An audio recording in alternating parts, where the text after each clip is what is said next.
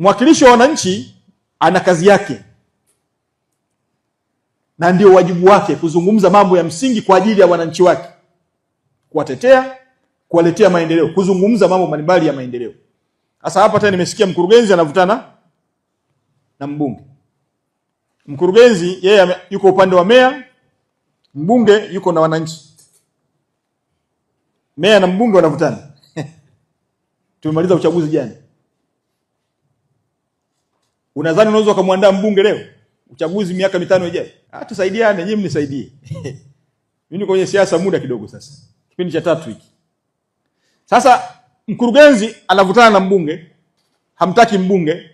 Mkurugenzi alivutana na mbunge aliyeondoka. Unamtaka mbunge gani? Hebu nisaidie. Mkurugenzi. Waziri mkuu amekuja hapa, ametoa maelekezo.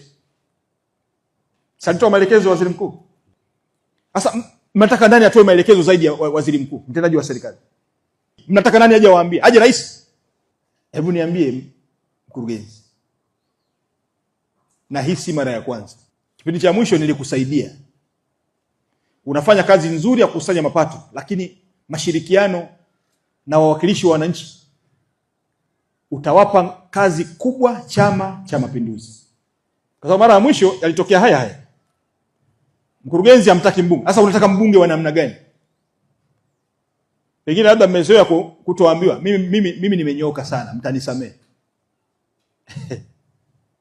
Ndio wajibu wangu. Kwa nini mkurugenzi usimpe nafasi mbunge ya kufanya kazi? Kuwasaidia wananchi. Tena ukamsaidia kabisa. Wewe unategemea utakaa hapa miaka 5? Ulishakaa hapa miaka zaidi ya 3, si ndio? Si miaka mingapi umekaa? Miaka 3. Mimi nakufahamu. Aliyekupendekeza kuja hapa ni mimi. Au uongo? Mimi nikiwa waziri wa TAMISEMI. Kwa hiyo nakufahamu. Na hata huko ulikotoka uligombana na watu. Tukakuleta hapa. Mimi mtanisamee. Mimi nimenyoka sana. Kama mlizoea kutoambiwa, mimi nitawaambia. Mbunge ana uwezo wa kukusaidia kurekebisha barabara. Mmenunua greda, mmekaa nalo ndani. Kwa nini msishirikiane na mbunge ili aweze kuchukua hiyo greda kwenda kusafisha barabara? Kaa chini. Mnapata interest gani? Kwa sababu huyu si mbunge wa kwanza, hata aliyeondoka mlivutana. Kwa nini msishirikiane? Mbona mkuu wa mkoa na katibu tawala wanashirikiana? Kwa sababu siko TAMISEMI, lakini ningekuwa TAMISEMI ningefanya maamuzi magumu. Kwa sababu najua mipaka yangu ya kazi. Mimi najua. Mimi nafahamu, nasoma. Ningefanya maamuzi hapa. Ningemsimamisha meya na yeyote. Kwa sababu ni mamlaka ya waziri wa TAMISEMI. Na ningekuwa kwenye mamlaka yangu nimeshawaondoa.